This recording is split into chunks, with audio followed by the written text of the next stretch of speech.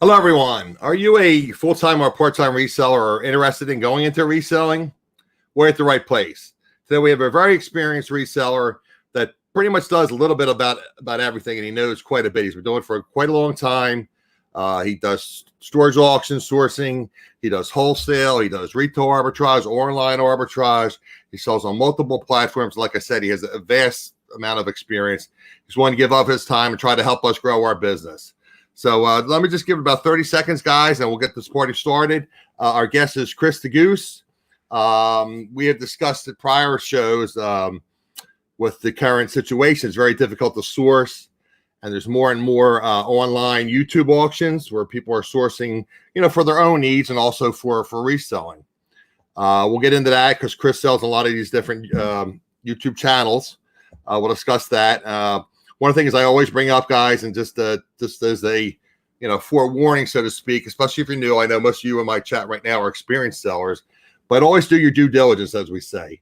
If somebody says something is worth $40 or $50, have a tab of eBay open or Amazon open or Mercari or whatever platform you sell on, and do your research before you buy it. I mean, sometimes it's legit, and sometimes they're just overselling the item. So always do your due diligence. So looks like we have quite a few people rolling into the chat right now. Like I said, the notice went out, the 30-minute notice went out. And I believe the current notice just went out, so we'll be filling up probably in a minute or two. So let's get started. We'll bring our guest on, Mr. Chris the Goose, and we'll have him introduce himself. Chris, you are up, sir. Hey, everybody. Chris the Goose here. I'm going to put you on full screen if that's okay with you. Sure. All right, sir. Why don't you tell us a little bit about yourself? All right. So we have quite a big business. Like Adam said, we've got a little bit of everything. A lot of storage units, sourcing. I mean, you name it, we've probably seen it. So we do get surprised every now and then with our finds, which is always exciting because you kind of get tired of the same old stuff. So, but as far as the other items that Adam hit on, of course, online auctions. You've probably seen me on T's channel, Donatello's channel. So YouTube auctions, we actually have a local high bid auction that we do here, and kind of an online auction for local pickup. And of course, eBay, Amazon seller. Let's see, Amazon started in 2003, so been on there for. Let's see, Amazon. And the eBay probably just before that, probably 2001. So a lot of experience on both those platforms. And I think Adam wanted to talk about some wholesale that we do, and of course, resell. So that's what we're here for. Okay, so you're currently in Texas, right? Like I guess in the Houston area, yeah. I believe. Houston, correct. Okay. Now, again, I'm going to ask you a question, which, again, I asked you many, many moons ago, and I'm sure some of the people don't know the answer in the chat. Why is your name Chris the Goose? Why Chris the Goose? So, actually, so the first live show I was on was with Bearded Picker, and he had my YouTube name was just my name. So he had informed me to change it so that it wouldn't give out my last name. So that was the first thing popped in my head, Chris the Goose. Typed that in and went with that. But the history behind the Goose is an old college nickname of mine. And it was for the drink of preference for me at that time. The Grey Goose at the time. So you're pretty lofty drinking standards in college. I sold Grey Goose for many a year. Right. Yeah, no. So I had a full-time job in college, of course. So actually, I worked for. You worked full-time plus you were going to school. Okay. Worked for Walmart 5 days a week in college, and wow, school 2 days a week. So. Now, what kind of school did you go to? What kind of college did you go to? Went to Sam Houston University here in Texas. Okay. BBA in economics and international business. International business. Wow. So how long have you been in? I believe you also work a full-time job as well, right? Or yeah, so I do have a construction company as well. Oh, okay. So it's still your own business. I knew you kept saying you work a full-time job. I was thinking, well, this guy is so darn busy. How the hell does he? Excuse my language. How the heck does he ship out? I mean, Chris showed me a picture. He had 120 packages in his truck. 120 packages. I mean, please. I'm thinking, how's this guy work a full-time job and basically full-time plus reselling? Yep. Okay, so you have a construction business that's your own. Right. So it's okay. I guess I said, how's this guy do this? It makes no sense to me. It's okay. I get to kind of set my own schedule on that side. Okay. So I'm assuming you have employees, and well, I guess you have like 1 or 2 employees in the resale business, or is it just you? No, so I've got a business partner, and we've got 1 full-time lister for eBay. Okay. And then you have, obviously you have employees with the construction company. Right. Yeah. So I've got about 10 employees on that side. Oh, okay. So you have your hands full, just basically managing all your people and projects. Yeah. So I'm not technically a full-time reseller, but I put in enough. I'm sure you put in more than 40 hours though. That's right. Okay. So why don't we just roll on again, guys, obviously we're not even at the new normal now. We don't know what the new normal is going to be, because when everything kind of settles, I mean, who knows? We'll probably be wearing masks when we go out, shopping, and, certain states are opening up, certain states are not. In New Jersey here, we have curbside pickup at things that are considered essential businesses. And liquor stores, you can literally go into a liquor store. I don't know why liquor stores are considered essential, but I guess obviously they don't want to have difficulty. So liquor stores are considered essential. Of course, supermarkets considered essential. My understanding is in Texas, the thrift shops are starting to open up. Is that correct? Yes. So they started opening up last week. And in some counties, they are requiring masks. Oh, only certain counties require masks, but not all counties require masks. Not the whole state, correct? Okay. Now, again, I'm trying to learn more. I mean, I know the basic things about you, but I'm assuming you don't do a lot of sourcing at thrift shops, because you have, so many various sources, and you get 2 full-time jobs. I mean, maybe twice a month I'll go in a resale shop. And that's more probably for the treasure hunt, because like I said, you probably have plenty of inventory to begin with, right? Right. Yeah. So it's you get to cherry pick at thrift shops. It's not something that, I need to source from there. I know a lot of people that's, their main bread and butter is sourcing it at the resale shops, which I love doing it. It's always fun. Like you said, for the treasure hunt, you get to find some cool stuff sometimes. Now you have a YouTube account, but you don't have a YouTube channel. I mean, I don't have any content. Everybody wants me to make videos. I just don't have time. You don't have the time. Yeah, Charlie, he just doesn't have the time. I mean, like what I told you earlier, he's basically working 2.5 full-time jobs. So yeah, we're very fortunate actually to have Chris on. I appreciate him being on and trying to share his knowledge with us, and try to, like I said, make us better selves. So thanks for answering the question, Charlie. Guys, please feel free to ask any question you want to Chris. So why don't we just roll into the storage auction a little bit again? Okay. Are you doing, again, I don't know how things work in Texas. Was it predominantly online auctions, or do you prefer to go to the in-person auctions? How does that work with you? So they are now starting to mainly go online, and that's within the last year or two. But I always and will always prefer live auctions, in person, because you get to actually see everything other than just a photo that they give you. That could have been staged. I mean, it's not supposed to be staged, but it can be. And you'll see, we've bought some from online, and they'll selectively take the photo from an angle to kind of crop some stuff out, or kind of show you what they want to show you. Whereas in person, you get to see absolutely everything. So. Yeah, that's what amazed me. And I'm thinking to myself, well, isn't that illegal? And then everybody says, yeah, it's illegal, but it gets done. I mean, sometimes they'll have manager specials and they won't even tell you it's a manager special. Right. I mean, obviously that is illegal. I'm assuming in almost every state, right? That you just can't take goods from various units and put them in one unit and say, oh, here you go, guys. This is somebody didn't pay their rent on this unit. Right. Yeah. Legally, they have to advertise it as, I don't know what the technical term is. What is it? You have to advertise it as a non-lien unit. Non-lien unit. Okay. Yeah. So my understanding is it happens quite a bit. I mean, that's not my specialty, but I'm just, from what I've seen, other various YouTube channels. I run away from those. But I mean, with your experience, you could probably, I guess, sort of spot that sometimes, right? Yeah, I mean, with as many, I've probably seen, I don't know, probably 10,000 units, in my time buying units. So it's your warning signals go off. It's like, stage unit. This is warning Will Robinson. This is not a regular unit. Right. Yeah, they're pretty easy to spot once you've seen enough. Well, once you give us again, I mean, all of us want to do a little bit. I guess my health issues like, I can't do a mega unit, but I would like to do maybe a 5x10 or something. Mhm. Once you give us some things like to look out for when we're, and again, obviously it's better to do in person if they ever have in person ones in this area. Again, I'm assuming they will eventually, but may not be till like next summertime. Yeah. So what were some things to look for when you're sourcing, trying to purchase a storage auction? auctions, and it could be online or in person. So some good things that I like to look for are, of course, boxes that have not been opened. The tape is sealed. Right. That way you kind of get the impression that no one's been back and dug through and got what they wanted out, because you'll run across that a lot, where the storage manager, if they've been a long-term tenant, they'll let the tenant go back in and get a few things before they lock it up. Personal items, right? Right. So so sealed boxes are always great to look for.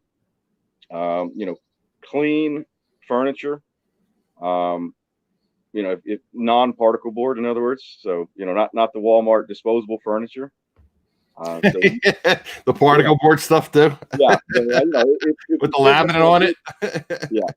So if you spend money on good furniture, you're going to have good items that you're putting on the furniture. In other words, so high end, not necessarily high end, but sturdy furniture, put it that way. So that's another thing to look for. And having I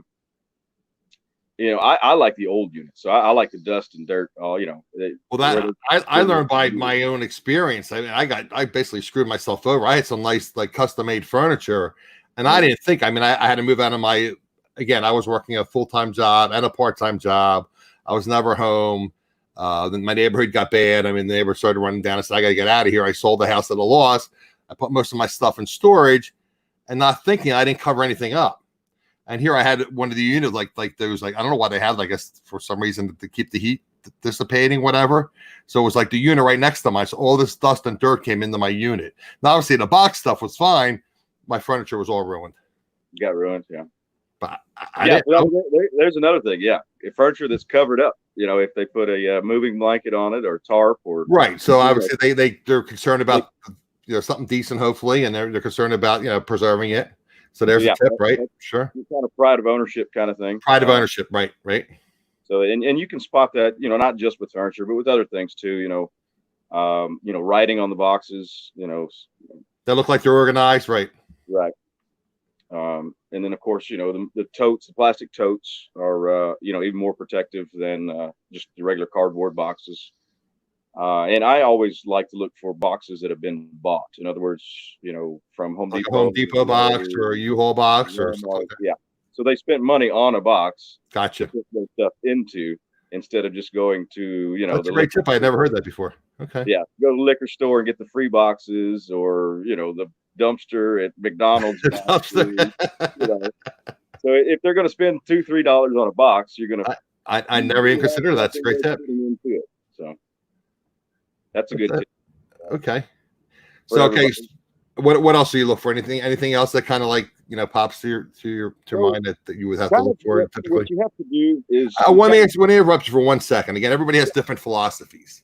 Okay. Do you use the philosophy that I'm looking for 1 or 2 items to basically pay for the whole unit, or do you just kind of say, okay, I think there's like 30 boxes in here, I figure X amount of dollars per box? I mean, it seems like people have different strategies. I mean, I've had Wade on the show before. I watched other shows and having that one thing pay for the whole unit's always great. Doesn't always happen, rarely happens. But kind of my rule of thumb is you want to get 300% return. Okay. So if you spend, so how do you guesstimate? How do you determine what the value of the unit is? Right. So having like you said, the number of boxes, I always calculate paying $2 to $3 a box. Okay. That's saying, okay, there's going to be $10 worth of stuff in the box, which is kind of a good baseline rule of thumb. Okay. Because you're going to get those $0 boxes and you're going to get the $50 boxes. It's kind of a mixed bag. And then having the number of boxes, like you said, you can calculate a kind of a total price, kind of value that you think. But the big thing that I like to do is, kind of put the story together from what you see. So, if you're seeing this item, this item, and this item, you're going to say, okay, well, that's a construction worker, or it's a little old lady that's moved, downsized into an apartment or something. So it's once you see a lot of units, you kind of can get not necessarily a stereotype, but you can kind of get a feel of what's going to be. So if you see like a lot of household goods, I mean, I don't know if that's good or bad. I guess if you can't really see what's in the boxes, if it just says, like kitchen goods, dishes, Yeah, so you got to put the store together from the pieces that you see, and sometimes you're right, and sometimes you're wrong. It's just one of those things. It's kind of a gamble for sure. So yes, that's actually what got me into reselling was storage units. Okay, so did you get involved when you were in college? I mean, were you one of these guys that were selling things even in college or in high school, or no? So yeah, right out of college is probably when I bought my first unit. So okay, the the resale world was kind of, hey, you got all this stuff, now you got to get rid of it from a storage unit. So now you say you do also do, again, I want to get into that a little bit too. You said you do local pickup at your warehouse as well. Right. So I don't know if you're familiar with the website Hibid, HIBID, Hibid. I've heard of it, but I'm not at all familiar. I've heard the name, but I'm not familiar at all with it. Right. Okay, so there's a great tip for everyone that can source locally. It's an auction site that's online only, and you put it's kind of an eBay auction, but local pickup. In other words. Okay. So you create the photos, you create the the starting price, you create the description, and you put in, I don't think the last one we did was probably 180 items, 200 items. People bid on it from your local area, and you have a set pickup day and time, and then they process the payment online, of course, and then you have the pickup, if it's on Saturday or Friday, whatever we set it as. And then everyone comes and picks up their goodings that they bought. So now, do you do any? I mean, I know you do local sales, but do you advertise? Again, every area is different. I mean, Facebook Marketplace is good in some places. The local Facebook groups are good. My understanding is Craigslist is pretty much dead. Yeah, that's kind of what I've seen on the Craigslist side of it. It's kind of gone by the wayside. So yeah, my business partner does post the larger pieces, the furniture. Okay. On Facebook Marketplace here locally. Okay. You have success with the Facebook Marketplace. Yeah. So it is, they have local groups, I guess you call them. I'm not real big on Facebook. He handles that part of it. Okay. Well, what's nice about you guys having a warehouse is you don't have to go out to a Walmart parking lot to meet somebody and they don't show up. I mean, they physically have to come to you, so you're there anyway working. If they come, they come. I mean, I'm sure you follow up with some kind of series of phone calls. Right. So yeah, we built a 60 by 80 warehouse. I'm sorry, 40 by 80 warehouse, and we're actually in the process of still moving into it from our little warehouse. So yeah, that's great where you don't have to physically take the item and go meet someone. And you're waiting there, you're looking at your watch, you're looking at your phone. It's like, is this guy going to show up? And then then you call them. They say, "Oh, I'll be there." And then you call them, and get no answer. Right. So at least you're at your warehouse when so that you can be productive while you're waiting for these people if they show or they don't show. Right. Yeah, and that's a thing. There's a lot of no shows out there. Exactly. That's why especially now with what's going on. But I was always hesitant to do local sales. I have a couple bikes and things I want to eventually sell, but I picked up at estate sales. But do you get involved at all in estate sales? Yeah, so actually, my business partner he hosts estate sales. Oh, okay. So he actually has separately from your business or combined? You have a business? No, so it's a separate business that he has. Okay. On the estate sale side. Now, if obviously everything doesn't sell in the estate sale. So what we'll do is go in and buy out everything that doesn't sell. So it's another way for us to source. And of course, we get to kind of get the first pick on those of the merchandise. Well, that brings again. That's how my mind thinks. Sometimes I gotta get it out because it'll be in one and out the next second. You have a philosophy again. Everybody does things differently. Like I said, I've probably had 90 different interviews on my show. When you go to estate sales, are you the kind of person that wants to go in the first day when they have the most things and then kind of like, and then you try to build relationships with the people that are selling, and maybe make them a little bit lower offer? Because I mean, isn't the rule of thumb that it's like, what is it, like 30% off the second day, and then what, like 50% off? Kind of do it a little differently. Sometimes it's 30, like you said, quarter to 30% off the next day, and then 50%, and then 80% or whatever it is. 80%, right? Yeah, I typically like to go the first day, and then I'll pay full price if it's something that it really is worth it or worth reselling. I mean, again, I'm learning like anybody else, and people are in here in the chat, and that's why we're here to learn. But I mean, to me, it seems like you want to be at the first day. And again, if you build relationships, I'm always talking about networking and building relationships, and all my other successful resellers seem like they always are busy networking and building relationships. So you build a relationship with the person that's having the estate sale, and maybe you can say, hey Joe, maybe put a little bundle together, maybe give me 10 or 15% off or something. Yeah, no, and that's the thing. It's you never get it if you don't ask. So, well, that's the thing, or you can't make the sale if you don't ask, right? But yeah, I mean, as far as first day, I do typically like first day. That way you get to see everything. Now I'm not going to stand out in line, for 4 hours before they open or anything. But the first day is typically the best day, in my opinion. And then the last day, of course, is when you get the lowest price, obviously, because they're trying to absolutely get rid of everything. And again, I'm assuming, and do you go in, you make an offer, say I'll buy everything, and you give them 10 cents on the dollar or something?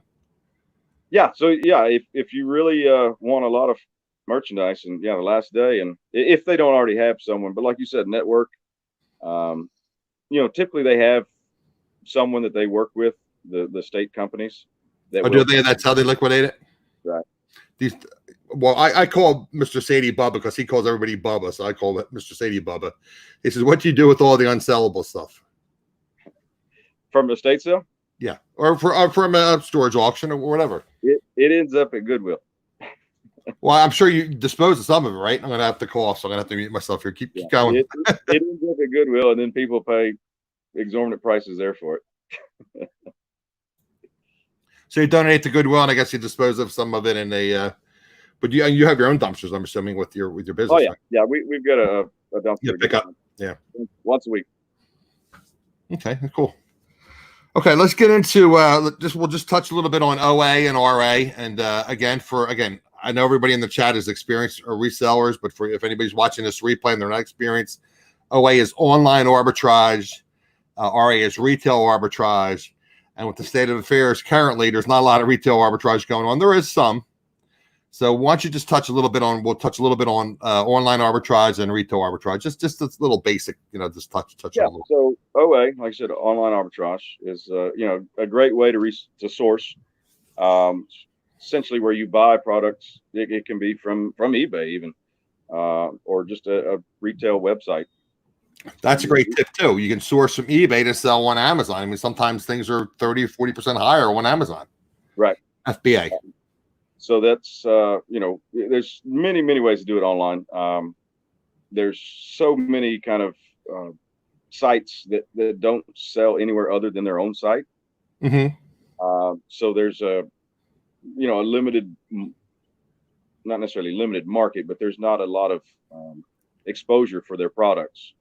So yeah, if you can bring them to eBay or Amazon or any site that you want to sell on, Mercari, what have it, you can have the kind of the only seller other than that one website out there. So it's a great way to source, and you kind of know what you're getting and don't have any guesswork to it. So do you get involved at all with Shop Goodwill, or you haven't had any experience with that? I don't. They have, I don't know, probably 30 stores here in Houston. Mm-hmm. So well, you can do local pickup. So my understanding is they kind of overcharge. They have a handling fee and they have a shipping fee, and it's kind of a little pricey. So it's better to kind of like, I have never done it, but apparently you can put like a radius of like local stores, so you can pick it up. Set it for 30 miles or 40 miles. You can pick up on your own, as opposed to having a ship. I've not looked at their online site at all. Okay. I know they had started doing online auctions here. I do know that. Yes. Yeah. Shop Goodwill. Yep. ShopGoodwill.com. That is the site. Okay. Yep. Okay, so you don't really get involved in that, but again, I guess there's other auctions. Again, I guess you and your partner probably go to physical auctions as well. I mean, back in the day when you could go physically to an auction, right? Right. Yeah, absolutely. Yeah, state Do they have auction. a lot of those in Texas? They have in the Houston area. They have a lot of auctions. So there's auction houses. There's probably, I don't know, 25 auction houses around Oh, the country. really? Okay. Um, of course, you're not going to get the greatest price because you're kind of competing against your end I was sellers. going to ask you about that, but I mean, I hear these people going in like buying a whole table for like $5, buying a whole huge table. I guess it depends, like I said, on anything, the competition. Right. Yeah. No, it happens where you can get. And that's kind of why I like live auctions a lot better because you don't have as many eyes on it. So where an online auction, you've got, who knows, 1,000 people probably look at it versus, in person, you've only got maybe one or two other people that are interested in it. So that's a big plus. So yeah, and then RA, of course, retail arbitrage is it's not necessarily a must for every Amazon seller, but it's a great way to source. Of course, the 90% of things sold on Amazon are new. So, buying from big box retail or clearance or wherever it may be, new products and having an outlet for them is great because, a lot of things are seasonal with big box stores and they just want to get rid of it because they don't have any room on the shelf for it in the month from now.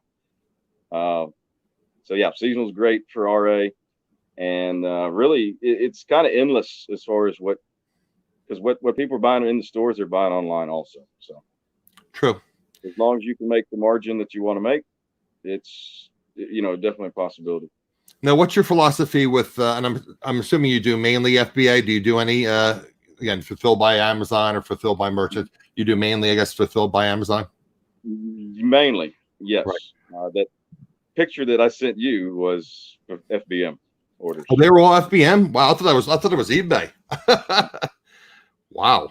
Yeah. So right now, pallets are taking about a week and a half to check in. Okay. Oh, so a week and a half. Okay. Yeah. So they are opening up. Before it was only necessity items. Right. And luckily, most of our items, other than the toy category and DVD category, and I know you want to talk about the wholesale. Most of our wholesale items are luckily grocery and cleaning products. So we kind of lucked out. It's funny. I 1 second fishing and pick it. I was going to roll into that, and that was in my back of my mind. I was going to talk about replens and bundles. So a lot of your wholesale things are grocery, so they are replens or replenishable items. Yep. So I belong in the Amazon group again. I kind of got intimidated by it, and I kind of got into eBay, and it's eventually I want to gear up my eBay and then dip my toes, so to speak, in the Amazon waters. But yeah, I mean, from what I hear, replens and the bundles are huge as far as the it's and like I said, luckily with this COVID that happened, our cleaning products are as fast as you could list them. Oh, you can get because you weren't you giving away like gloves or mask or something with some of your I remember that. In the past. You buy this, you got to do it. Yeah, okay. Yeah, at the auctions we did quite I think we did 25 giveaways in one day. Medium flat rate boxes. Gotcha. Fishing and picking. I guess. Can you type on your tablet into the chat with the this website you were talking about, the auction site? Oh, okay. Yeah, so it's HIBID. HIBID. So it has and they're nationwide. Okay. So that's a good place to source for online. They're online auctions, and like I said, they'll have a local pickup. Some companies will mail the product to you. But yeah, you can really find some great deals sometimes on there. Well, that's what I was going to ask you too. Now your auction is just local pickup, right? Right. Okay. We will mail, but it's of course extra charge, and I'm sure that's with every company on there. We have Mr. Wade's Venture in the house. That Wade. For your ears ringing, Wade, I mentioned you earlier. We're talking about storage auctions. Yeah, why don't we touch again? Like I said, I asked you earlier in the pre-chat if we can just do a little mini primer on wholesale, and if we wanted to get research. I mean, obviously, ASD didn't happen. I don't know if they're going to have it in the summer. Don't they usually do it in Florida as well as Vegas? There's actually about 4 different shows around. 4 different sites. Okay. That are pretty big. They're not all called ASD, of course. Right. But there's a lot of home goods and shows around the country. I don't go. I haven't not gone to any of them, so I can't give you their names. But yeah, I mean, wholesale is kind of the big boy league stuff. For the real experienced sellers. Well, the margin is again. I mean, I I know a little bit to be dangerous. I like to tell people. The margin typically in wholesale is what, about 15-20%?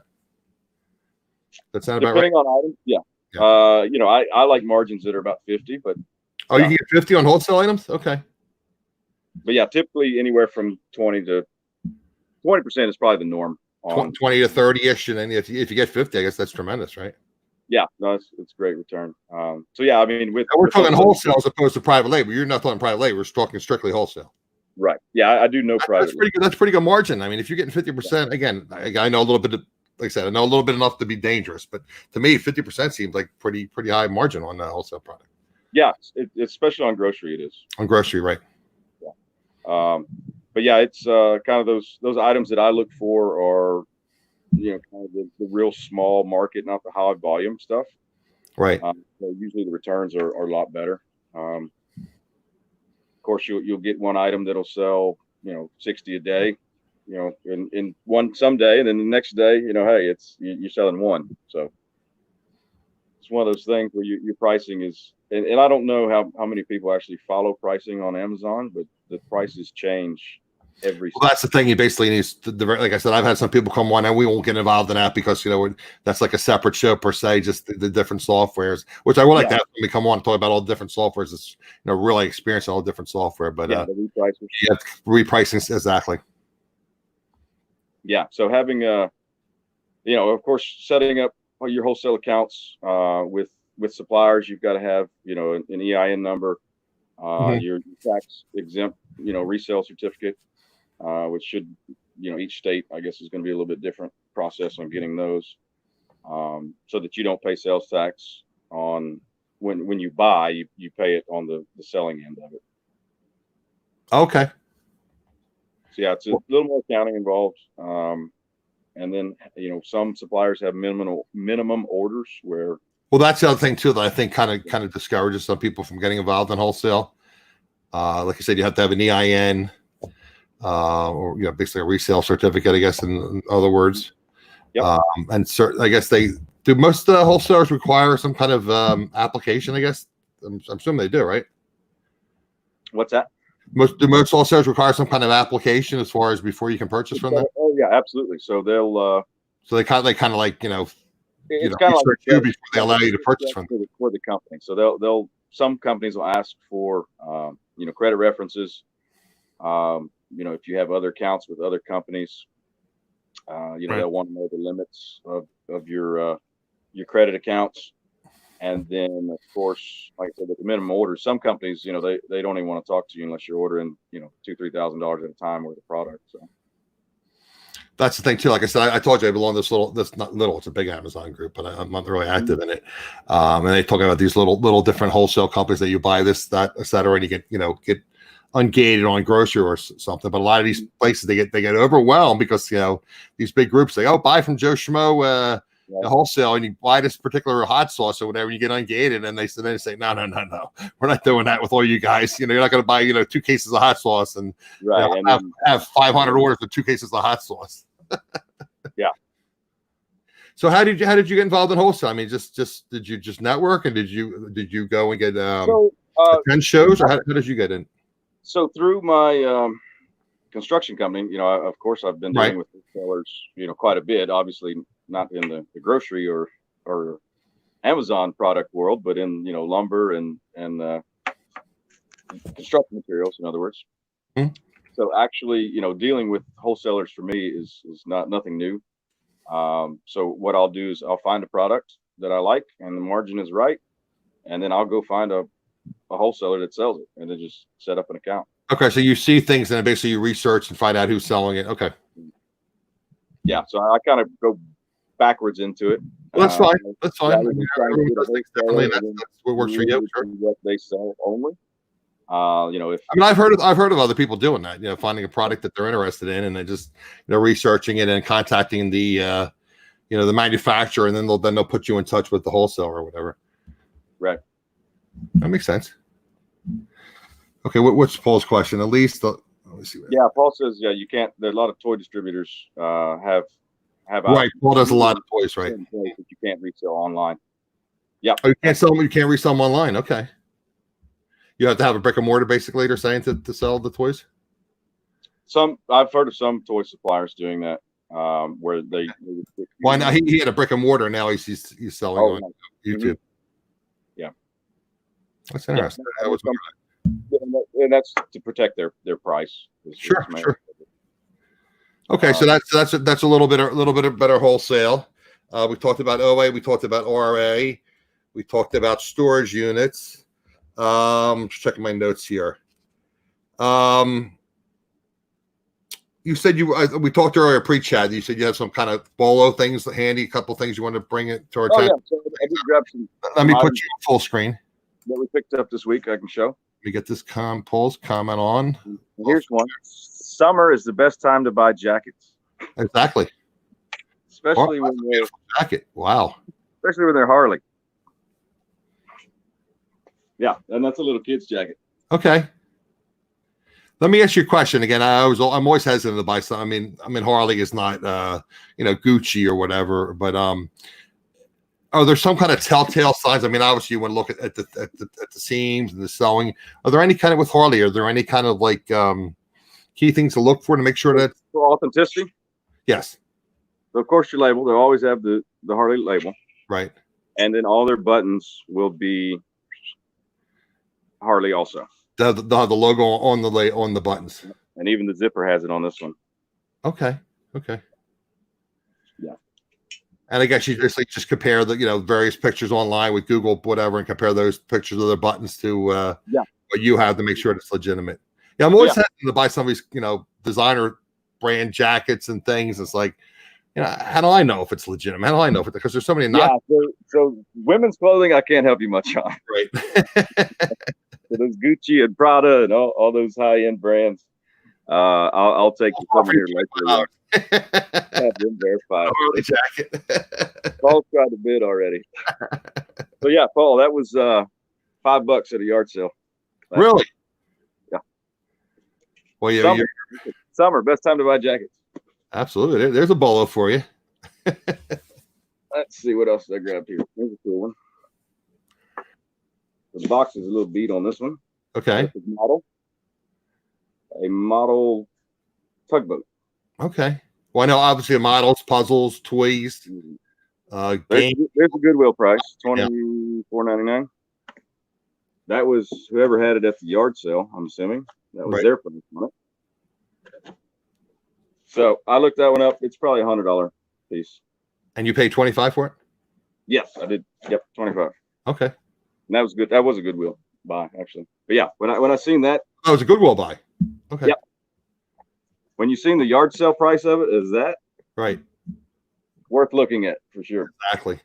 Well, that's the thing too. And again, are you one of those guys that have like 3 different cell phones with different carriers when you go sourcing? No, you're like an AT&T, a Verizon, a Sprint. So one phone does it all for me. One phone does it all.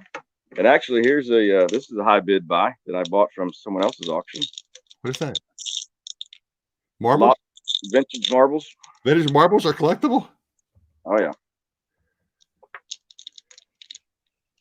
There's actually some clay ones in there as well. Donatella said she just bought a storage unit full of high-end women and men's designer clothing, lots with tags. Literally just got home. Okay. See, we were just talking about designer clothes, Don. Well, yeah, well, she's in the Palm Beach area. She's in the Richie area. I'm like the JCPenney area. JCPenney's going out of business. They're going out of business. I have a Pier 1 around the corner. They went out of business. Yep. Sears one is going out of business. They're all going out of business around me. And of course, everybody knows this one. Legos. Always buy Legos. Now, do you get involved at all with the bulk Legos and sell them by like the pound? Do you even bother with that at all? That's what I usually do. I probably, Okay. I haven't even opened this box yet. I think this was a $2 buy at a garage sale. But it's Yeah, you're so small jealous with these garage sales. We don't have garage sales, yeah. And see, springtime here is usually our the biggest time for yard sales, and of course we missed out on those months with having this Corona going on. So, Paul, private label? No, Paul, I have not. I have researched private label, but I've never delved into it. So yeah, that's I think a lot of people get involved with private label, and that's again, I tell you, I know a little bit to be dangerous, but from what I've learned, a lot of people jump in the private label, and some people are very successful with it, but a lot of people are very unsuccessful with it. Because, like you said, you got to place the minimum order, and then you got to build the demand for it. Right. So I do actually. If you have Chris's candle, and you got to compete with Yankees candles, how do you get people to buy Chris's candle as opposed to Yankees candles? Right. I'm using my hands and stuff. I'm not even on the screen. I'm moving my hands. So actually, I did meet a private labeler here in Houston through a local Amazon seller group, and he actually private labels car accessories, like aftermarket car parts, and he actually goes to China, to the factory, and sets everything up, and then brings in a container, by a shipping container, Right. full, and then he just lists them online here and resell. Well, that's the other thing too. Again, I don't really know all the intricacies, but don't you have like somebody have to handle that when they have to receive them? They have to get them through customs, and again, that's an added expense too, right? Right. Well, I don't even know what that person's called. There's somebody that's their full-time job. They handle the receiving things for people that import. Yeah. So luckily we have a huge port here in Houston. So right. They have got companies that handle that daily. Logistics of that, right? Okay, guys, were any other questions? And we still have about 15, 20 minutes. I try to tell people I try to keep it around an hour. I know Chris's time is very valuable. Were there any other questions? I'm just looking at my notes here. We pretty much discussed everything I want to discuss. Oh, your platforms. You said you're selling Amazon and you're selling eBay. So Amazon, eBay, and you're doing FBM now because of the current environment. Right, and like I said, the pallets are taking so long to get checked in to the warehouse. So the Facebook Marketplace locally, and then our high bid auction locally, and of course the YouTube auctions. You've seen me around on those. Ms. Donatello's in the chat. Mr. Paul's in the chat. I don't know if there's any other people that do auctions in the chat. There's several I know. Yep. You check out both their auctions.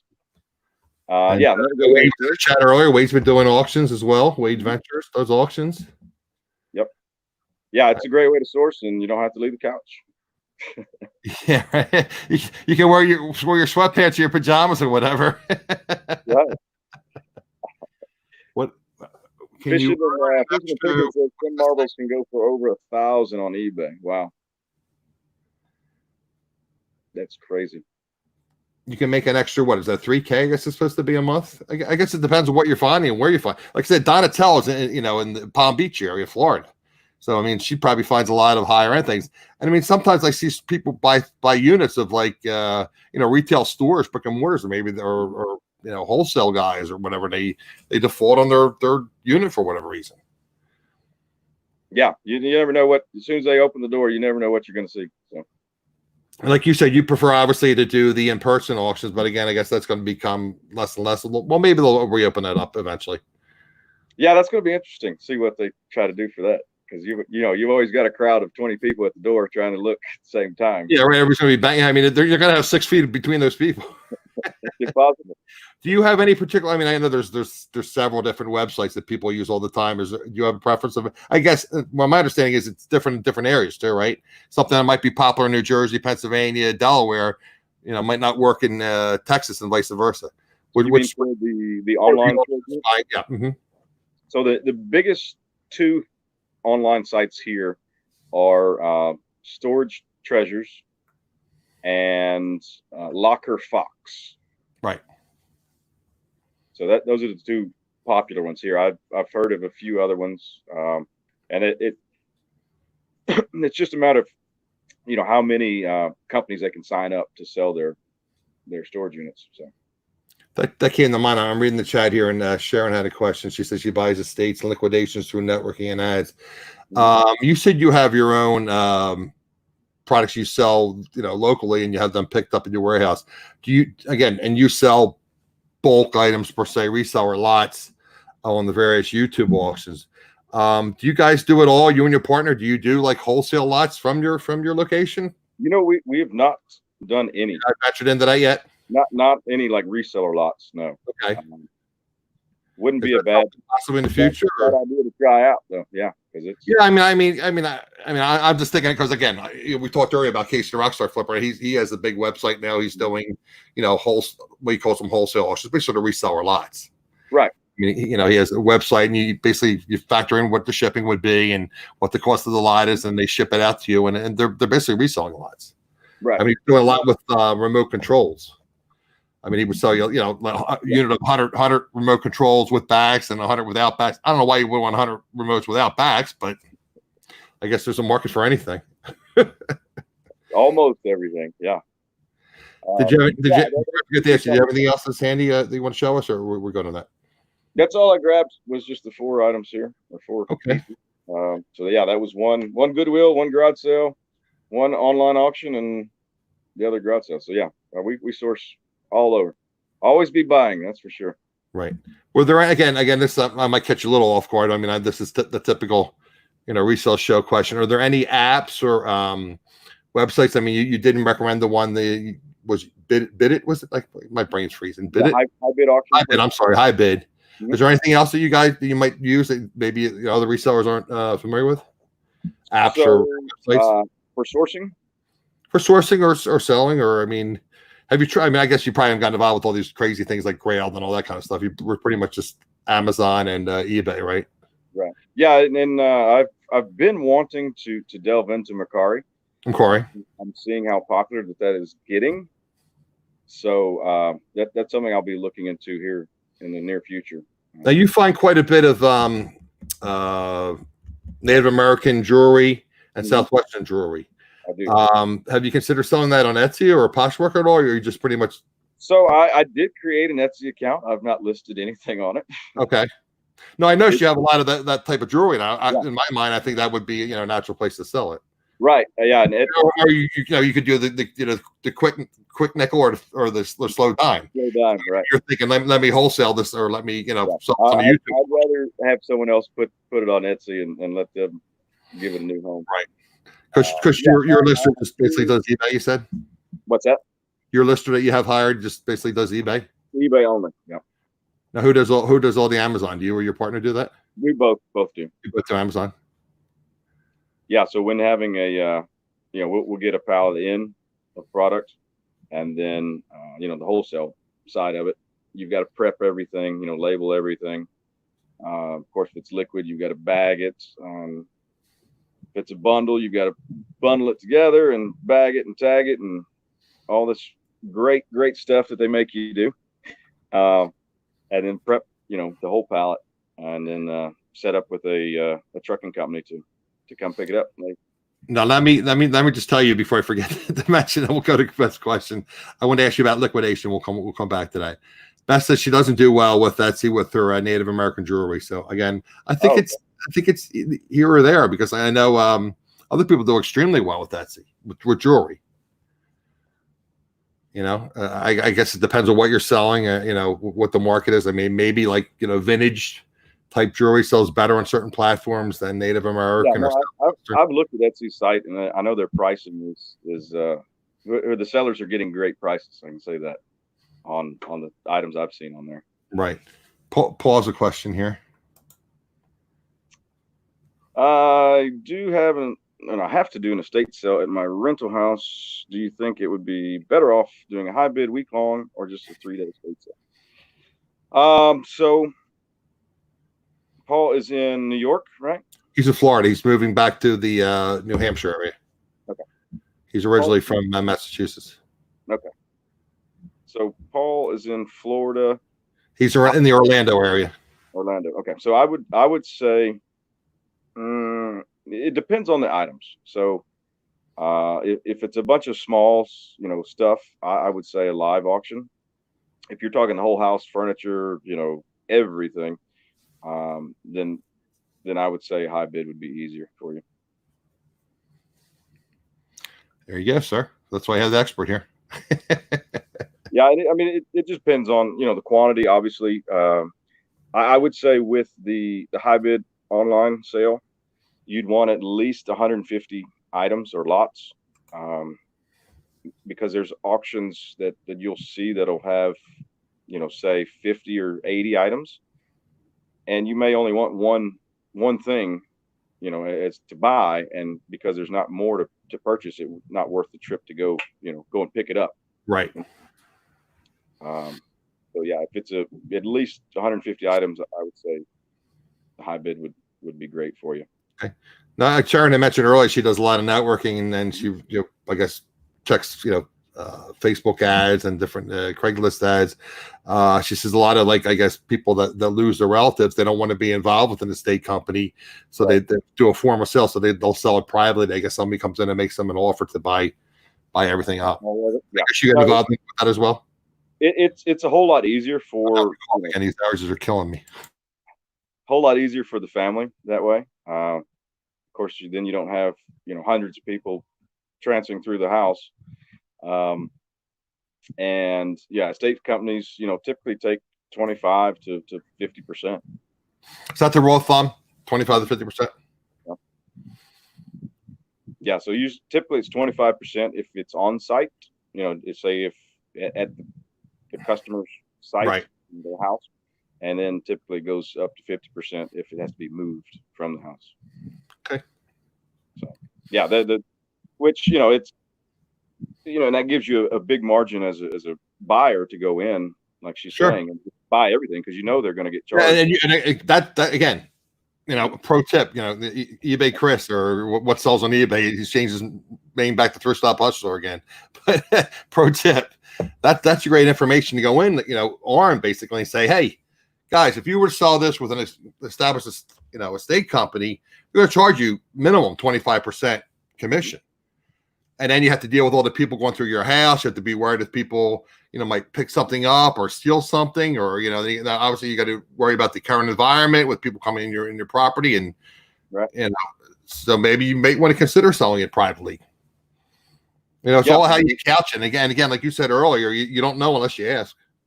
That's right.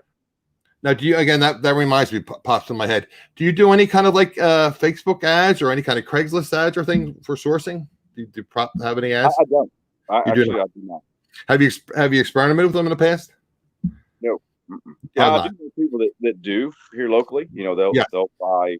Looking for vintage toys, looking for vintage, video games, looking for whatever. So once you kind of get to know the local storage buyers, you'll kind of see that they all have a specialty. Most do, and like you said, that one buyer that I know, he'll want all the vintage games, like you're saying, the toys and all of that kind of stuff, because he's really well and knowledgeable in that area. Right. So I know that they do put out local ads as well, to saying that hey, I'm a buyer for those type of items. But no, I have not put any buying ads out. It's kind of one of those things where I've got enough on my plate. Yeah, I mean, obviously, you got a full time. That's the thing too. I mean, and I always, guys, almost every show it comes up, network. I'm sure Chris has relationships with various other, like he just mentioned. He knows a guy that buys video games. Maybe he has a guy that, like somebody like Donatello that likes plushies, or maybe he has somebody else that likes artwork. So if he doesn't want to get involved in it, he can kind of like lot that stuff out and say, hey, Joe, I got a bunch of artwork. Why don't you come over and take a look at this? Or Sammy, I got a bunch of video games here. Why don't you come over and take a look at my video games? Make me an offer. Network. What's the worst that happen? I mean, and then obviously now it's different, but you can always say hello to people. Say, what do you specialize in? When I used to go to yard sales all the time, and again, carry business cards. And you could have a Google Voice phone number. You don't have to give them your real phone number. It's going to ring on your real phone, but you don't have to give it to them. You can say, "Oh, I specialize in yada yada yada. I'm always looking for whatever. If you should find somebody yard sale, give me a holler. If you pick it up, you don't want to sell it, or you want to liquidate what you have, give me a holler. Keep my business card." And you might get a call a year later. You never know. Exactly. Yeah. And again, you don't have to use your personal cell phone number. You can use Google Voice number, and it rings on your cell phone number. Right. Okay. Yeah. The more people know that you're interested in things, the more will come your way. Donatella's a perfect example. She tells everybody that she's in the reselling business, and occasionally she'll touch base with friends. She'll say, are you doing any spring cleaning? I'm trying to get rid of, do you have any things you're trying to get rid of? Do you have any like plushies, or do you have any things, kids' toys you're trying to get rid of? And then she picks them up, they give them to her for nothing. Yeah, no, and that's free is free. I mean, there's nothing wrong with free. It's hard to beat that price. Hard to beat the price. But yeah, having like I said, some people put out ads and they do work. I know that. But like you said, I've got so many contacts that stuff just comes my way on its own. But yeah, having a network out there is awesome. And like you said, with this new normal kind of thing, networking is going to be more and more online, I'm sure. So sure, the more ways you can put it out there for yourself that you are a buyer or in the reselling business, probably the better. Now, Sharon said she actually gets referrals from friends and family. They refer her to their friends and family to get even more. Right. So, I mean, it's just kind of like the rule of 10, I guess. You tell one person, they tell 10 people. They tell. And again, I seem like a broken record sometimes, guys. Necessity is the mother of invention. This is weird what we're going through these days. This is not normal.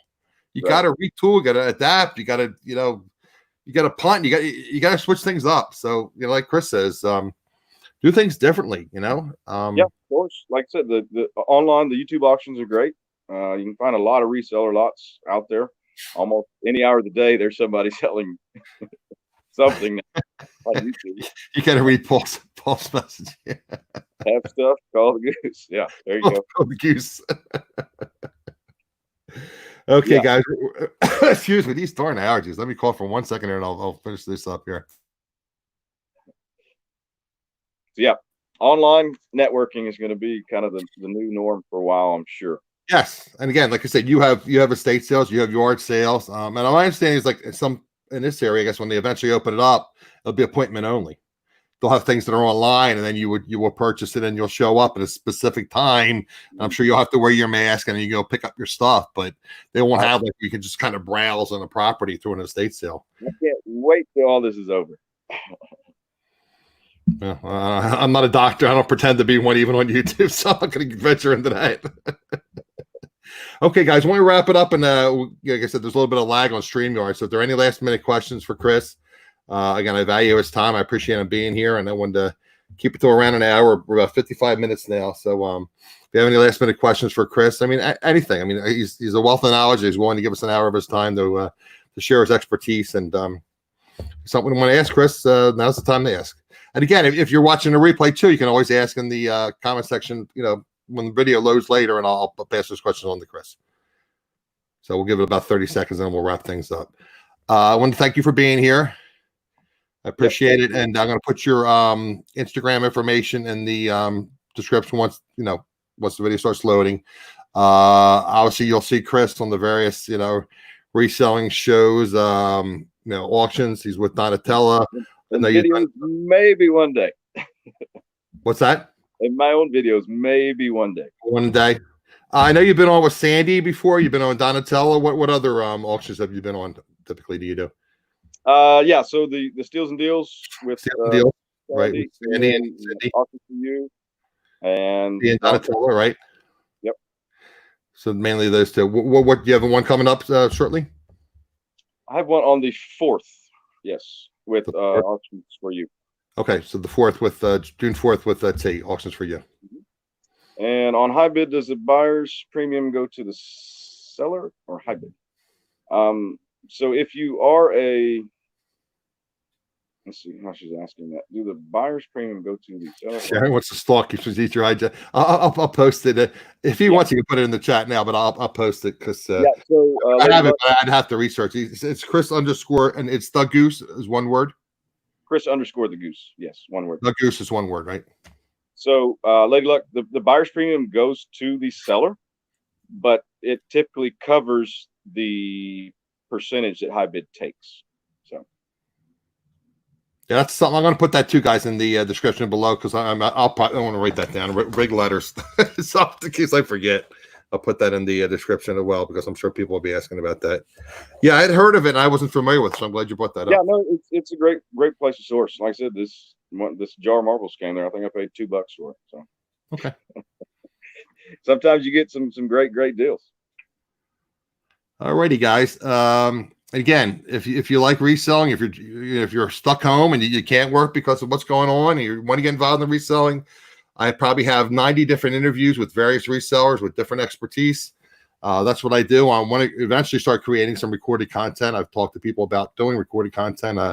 It's a matter of learning to edit, and I have some cameras I've showed you guys before. Oh, two quick things before I forget. Paul, if you're still in the chat, let me just highlight myself. Uh-oh, did you get a comic? I did. I won something on Paul's show. Cool. And I hate the way these things are. All right, we'll just do this. Oh. All right. Well, I'm just going to show it, guys. So that's what. Oh, here it is. Okay. This is actually Roger Rabbit. Paul Antonelli had on the creator, Roger Rabbit. And if you can see right, well, I know it's backwards. Oh, this side here. Oh, no. Right over here. I'm sorry. Here. That's the signature of the creator, Roger Rabbit. Awesome. So that was a giveaway when Chris had the creator, Roger Rabbit. He knew him. Chris, Paul used to do shows, like Disney shows and collectible shows, and so that I got that. And I wanted to show that. And thank you so much, Paul. I appreciate it. And so are you keeping it or reselling it? I'm keeping it. Yep. Okay. Yeah, that's this kind of looked like a gorilla, but I wanted to share this with you. One of my reselling friends who I met through Casey the Rockstar Flipper. Again, I do look kind of like a gorilla with this, but I want to share this with Stephen Fielder. If you guys can see that. I look like a gorilla, but it was a nice attempt. That was from eBay Open. Who was that? Stephen Fielder. He's getting involved in doing sketches. He says, hey, my Facebook friends have any pictures? That was one of the nice things with the first year I went to eBay Open. They had professional photographers taking your picture. Oh, okay. So that's what I did. So I used that. That's my picture for Instagram, YouTube, et cetera, et cetera. So Lady Luck says, Adam, I'm sad that I don't get to see you hauling around your camera equipment at eBay Open this year. And I went out and I was supposed to go. I was supposed to go to Creators Convention up in Albany. I purchased camera. I purchased the Switch Pod. Well, it's sitting right back here. One of these days I'll get involved with it. But this is a neat device too. This is it's for vlogging. You can hold it like this, and it's metal. And if you do it properly, it's a tripod. Tripod, yeah. So I mean, and then I had everything. I bought the shotgun mic, the fancy shotgun mic. I bought the camera. And I was all set to go. It is what it is. So again, I want to thank everybody for being here. And again, if you're not subscribed, please consider subscribing. I got a lot of great content as far as other resellers sharing their knowledge and helping us become more successful. Please don't forget to hit the thumbs up on your way out and recommend it on your social media if you can, guys. I appreciate it. I need all the views. I'm trying to get to that magical 4,000 watch hours, which has become quite a chore. So I appreciate you all being here and appreciate Chris being here. And somebody on for you next Wednesday, and look forward to me eventually creating some recorded content as well. Thanks again, guys. We'll see you next time.